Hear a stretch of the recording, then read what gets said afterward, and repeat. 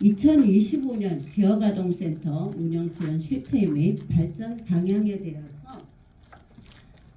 지역아동센터의 현황과 어려움을 객관적으로 짚어보고 그 근거를 토대로 지속 가능한 발전 방향과 정책 제언을 함께 나누고자 합니다. 네. 이번 조사는 앞서 말씀하신 대로 2025년 3월부터 2월까지 약 4개월간 경기 남부 지역에 2,152명의 종사자를 대상으로 진행되었습니다. 조사 방법으로는 설문과 통계 분석을 병행하였고 운영 현황, 만족도, 지원 실태, 재원 등의 영역을 중심으로 분석되었습니다. 이번 조사는 단순히 수치를 파악하기 위한 것이 아님을 볼 수 있었고 현장의 목소리를 직접 담아 정책의 기초 자료로 삼고자 한 것에 큰 의의가 있습니다. 즉 숫자 하나하나의 종사자의 현실과 어려움 그리고 변화에 대한 열망이 담겨 있음을 볼 수 있었습니다.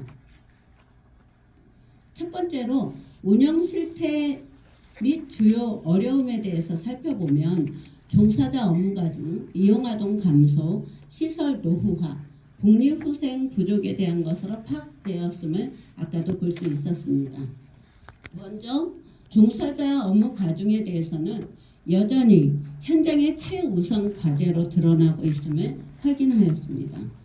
조사 결과 표를 보신 바와 같이 2023년, 24년, 25년도의 시설장과 복지사의 수치는 감소되었음을 볼 수 있지만 이는 실질적인 해결이라기보다는 추가 인력 지원의 부분적 효과에 그친 것으로 보여질 수 있습니다. 2024년 7월부터 시행된 25인 이상 시설 추가 인력 배치 지원의 결과 일부 센터에서는 행정 업무 부담이 완화되었고 실제로 아까도 보고서를 들어본 바와 같이 보호와 교육 등 아동 돌봄이 원활해졌고 업무 과중이 해소되었고 아동 개별 지원이 원활해졌다고 추가 인력 지원의 주요 성과로 꼽히고 있습니다. 하지만 문제는 분명합니다. 25인 미만 소규모 시설은 인력 지원의 사각지대에 놓여 있으며 인력 기준의 근거인 25명은 현장 현실을 충분히 반영하지 못하는 것으로 파악됩니다. 따라서 이런 질문을 던져야 합니다. 정원 25명이라는 기준은 어디서 나온 것인가? 25명 미만 시설의 종사자 업무는 가중하지 않는가? 종사자별 아동은 몇 명 담당이 적절한가? 그렇다면 25인 미만 시설에서는 추가 인력 지원이 필요하지 않은 것인가? 필요하지 않나요? 이에 대한 지역아동센터 발전을 위한 제안을 살펴보도록 하겠습니다.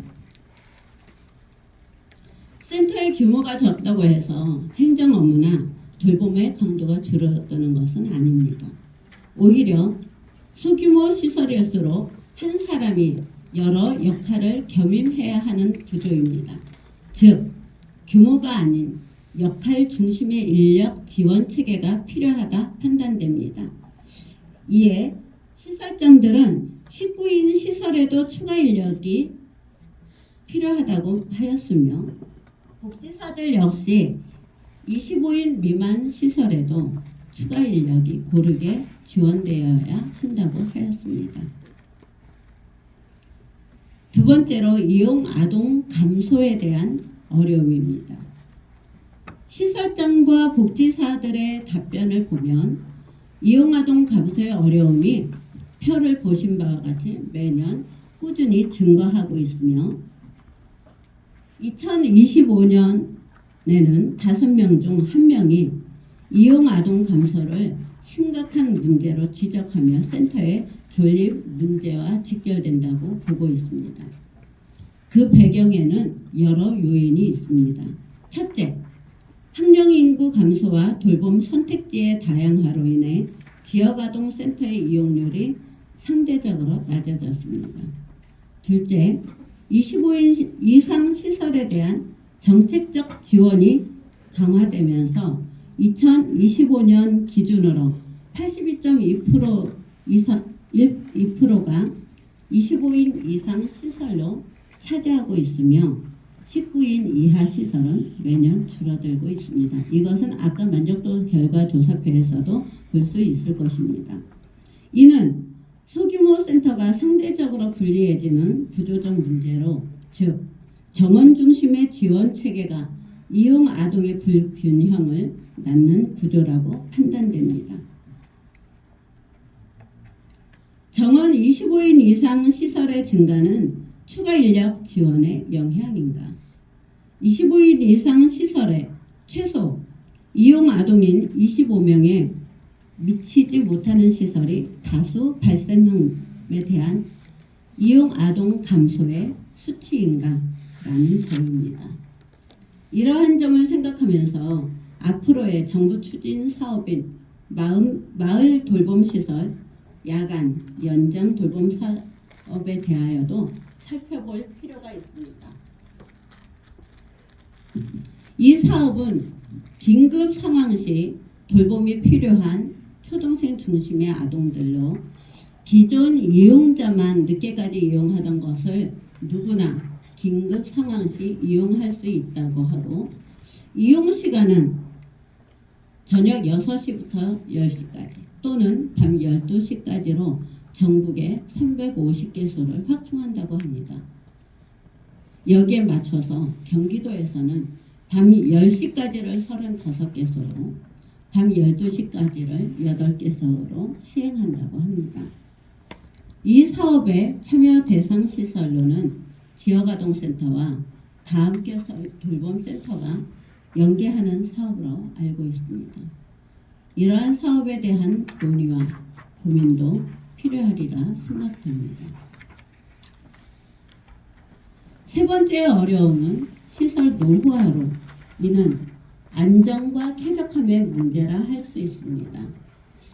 표에서 보시는 바와 같이 이 또한 꾸준히 매년 증가하고 있는 추세입니다. 센터의 절반 이상이 10년 이상 된 노후 건물에 위치해 있으며, 특히 임차형 센터의 경우에는 시설 개선비 지원 미비라든지 가장 큰 애로점으로 꼽히고 있습니다. 이 문제는 단순히 건물의 낡음이 아닙니다. 아동의 안전과 학습권, 종사자의 근무 환경 문제로 직결됨을 확인할 수 있습니다. 따라서 시설 개선비, 임차료 지원, 안전 점검을 위한 특별 회계 도입이 필요하다 판단됩니다. 이러한 어려움에 대한 현장 중심의 개선이 필요합니다. 이번 조사에서 가장 많이 언급된 개선 요구는 다음 4가지입니다. 첫 번째로 적정 인력 기준의 명확화로서 아동 수와 업무량에 맞는 종사자 배치 기준이 필요합니다. 두 번째, 행정 업무 간소화를 통한 중복 보고, 불필요한 행정 서류 제출 제거입니다.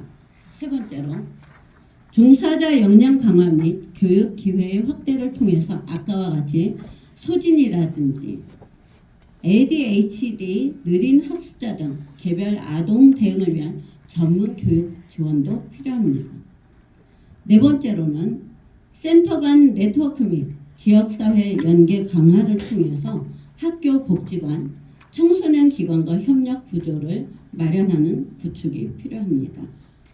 특히 이용아동 만족도 결과에서 본 바와 같이 아동들의 욕구 1수준인 자유시간이 늘어나면 좋겠다.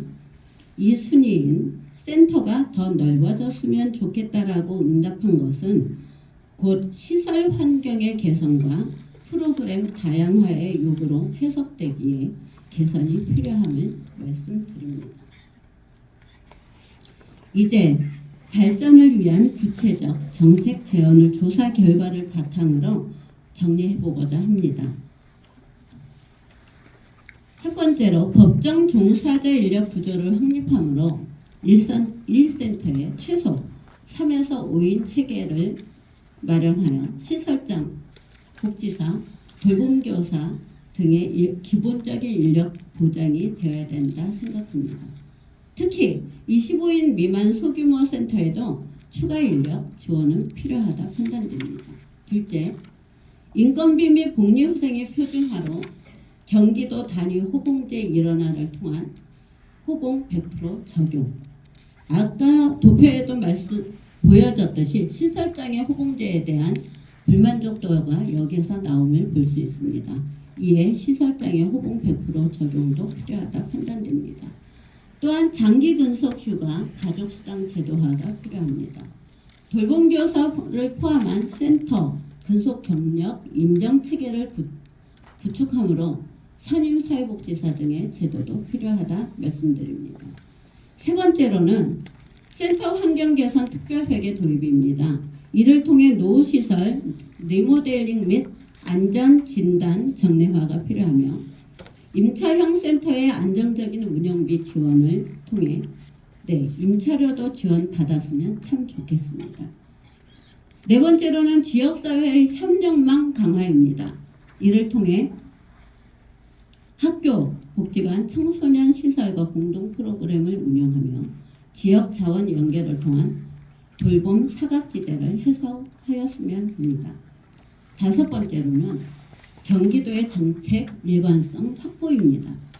단기 사업 중심이 아닌 지속 가능 돌봄 체계 구축 마련이 필요하며 실효성 있는 평가 체계와 데이터 기반 행정을 강화하는 것입니다.